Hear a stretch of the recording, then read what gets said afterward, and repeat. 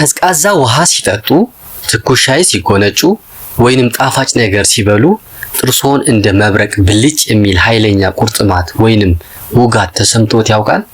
ይህ ስሜት በጣም ተስፋ አስቆራጭና የሚወዱትን ምግብ በነፃነት እንዳይበሉ የሚከለክል ከባድ የጤና እክል ነው። ብዙዎቻችን ይህ ስሜት የጥርስ ቁርጥማት ወይንም ቱዝ ሴንሲቲቪቲ እንለዋለን። ታዲያ ይህ ስሜት ለምን ይፈጠራል? ጥርሳችን ውስጥ ምን እየተካሄደ ነው?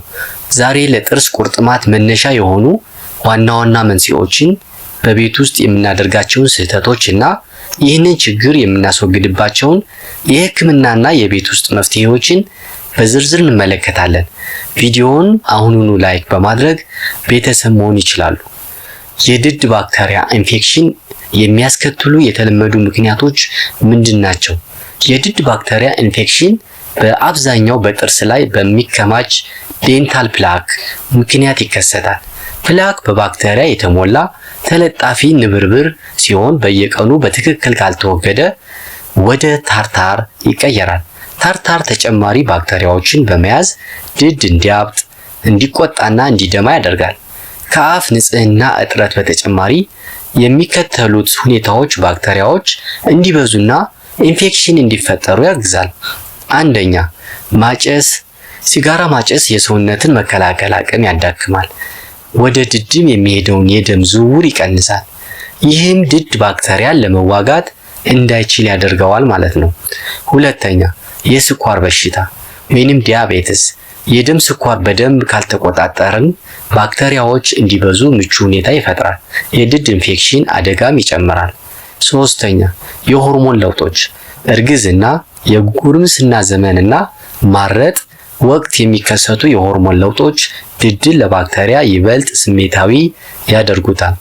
አራት፣ የአፍ መድረቅ ወይንም ድራይ ማውዝ። ምራቅ ሲቀንስ ምግብ ቅሪቶችና ባክቴሪያዎች በተፈጥሮ ከአፍ ውስጥ እንዲወገዱ ይከብዳል ወይንም አይቻልም ማለት ነው። አምስተኛ፣ አንዳንድ መድኃኒቶች። አንዳንድ የሐኪም ትዕዛዞች የምራቅ መጠንን ይቀንሳሉ ወይንም የድድ ህብረ ህዋሳት እንዲያድግ ያደርጋሉ። ይህም ባክቴሪያ እንዲከማችና እንዲራባ በማድረግ ጥርሳችን ላይ ህመም እንዲፈጠር ያደርጋሉ ማለት ነው። ስድስት፣ የዘር ውርስ። በቤተሰብ ውስጥ የድድ በሽታ ታሪክ ካለ አንዳንድ ሰዎች ለድድ ባክቴሪያ ኢንፌክሽን የበለጠ ተጋላጭ ሊሆኑ ይችላሉ። ሰባት፣ የመከላከል አቅማችን ምንድን ነው? እንዴት ነው መከላከል የሚቻለው ይህንን ህመም የሚለውን ስንመለከት ደግሞ በቀን 2 ጊዜ ጥርስን መቦረሽ፣ በየቀኑ የጥርስ ክር ወይም ፍሎስ መጠቀም፣ መደበኛ የጥርስ ምርመራ ማድረግ፣ ማጨስን መተውና የደም ስኳርን በቁጥጥር ስር ማዋል የድድ ኢንፌክሽንን ለመከላከል በጣም ይረዳሉ ማለት ነው። ታዲያ የጥርስ ሐኪም ዘንድ መቼ ነው መሄድ የሚያስፈልገው የሚለውን ስንመለከት የቁርጥማት ስሜቱ ከ2 ሳምንት በላይ ከቆየና በሳሙና ካልጠፋ የጥርስ ሐኪም ማየት የግድ ይላል ማለት ነው።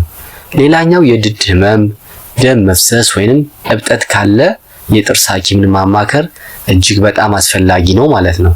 ውድ የቻናላችን ቤተሰቦች፣ ጥርስ አንዴ ከተሸረሸረ ወይንም ከተቦረቦረ መልሶ በራሱ አይተካም። ስለዚህ ዛሬውኑ አቦራራሻችንን በማስተካከልና ትክክለኛውን ሳሙና በመምረጥ ጥርሳችንን ከቁርጥማት መጠበቅ እንችላለን። እስካሁን ባለው ህይወታችሁ የጥርስ ቁርጥማት አጋጥሟችሁ ያውቃል? ምን አይነት መፍትሄስ ተጠቅማችኋል? ያላችሁ ልምድ ወይንም ጥያቄ ኮሜንት ላይ አስቀምጡልኝ፣ የምንመልስ ይሆናል። ቪዲዮ ከወደዳችሁት ላይክ እና ሼር ማድረጋችሁን አትርሱ። በየሳምንቱ ጠቃሚ የጤና መረጃዎችን ለማግኘት የጤና ላይፍ ቻናልን ሳብስክራይብ ያድርጉ። ጤና ለእናንተ ይሁን።